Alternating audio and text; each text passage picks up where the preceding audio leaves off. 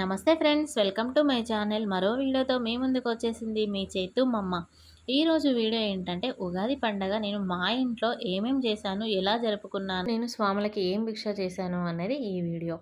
ముందుగా అయితే పొద్దున్నే లేచి స్నానాలు చేసేసుకొని ఆలయంకి వెళ్ళామండి. అక్కడ స్వాముల వాళ్ళందరూ కలిసి ఆంజనేయ స్వామికి అభిషేకం చేశారు.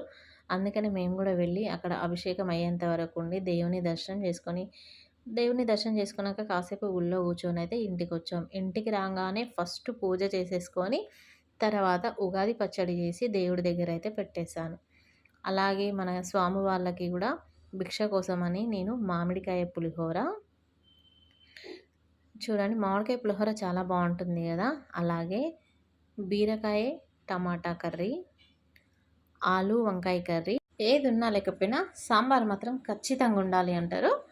ఇంకా అప్పడాలు, పాలకూర పకోడీ, ఇంకా 2 మామిడికాయలు తీసుకొని అయితే నేను పచ్చడి చేశానండి. ఉగాది పండగ కన్నా ముందే మనకు మామిడికాయలు అయితే వస్తాయి, కానీ మేము తినము. అంటే నేను తినను. ఇంట్లో ఉగాది పండుగ రోజు మామిడికాయ పచ్చడి దేవుడి దగ్గర పెట్టినాకనే, మామిడికాయను దేవుడి దగ్గర పెట్టిన తర్వాతనే అప్పటి నుంచి నేను స్టార్ట్ చేస్తాను మామిడికాయ తినడం.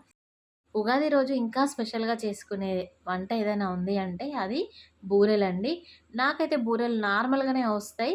కానీ మా అమ్మ ఉన్నప్పుడు చాలా బాగా చేసేది. మా అమ్మ అయితే చపాతీ అంత పెద్దగా చేసేది. అందులో 4, 5 రకాలుగా చేసేది.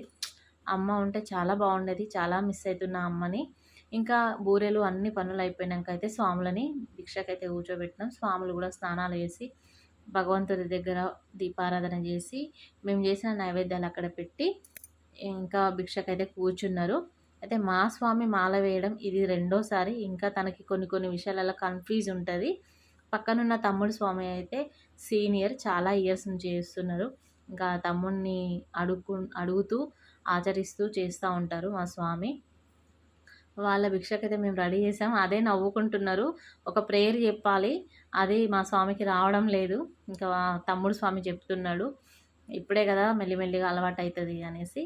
స్వాముల వారికి అందరికీ పెట్టేసిన తర్వాత ఇంకా పిల్లలకి కూడా మేము అన్నం అయితే పెట్టేసినాం. అందరూ కడుపు నిండా తిన్నారండి మంచిగా. అన్ని ఐటమ్స్ చాలా బాగా కుదిరినాయి. ఇక్కడ తమ్ముడు స్వామి వాళ్ళ భార్య హాయ్ చెప్పమని చెప్పిన హాయ్ అని చెప్పింది. మనం ఎలాంటి వంటలు చేసుకున్నా కుదిరినా కుదరకపోయినా పూజకు సంబంధించి, దేవుళ్ళకి సంబంధించి ఏవైనా వంటలు చేస్తే అందులో ఏవి వేసినా వేయకపోయినా ఎలా చేసినా వాటి రుచి అయితే చాలా బాగుంటుందండి.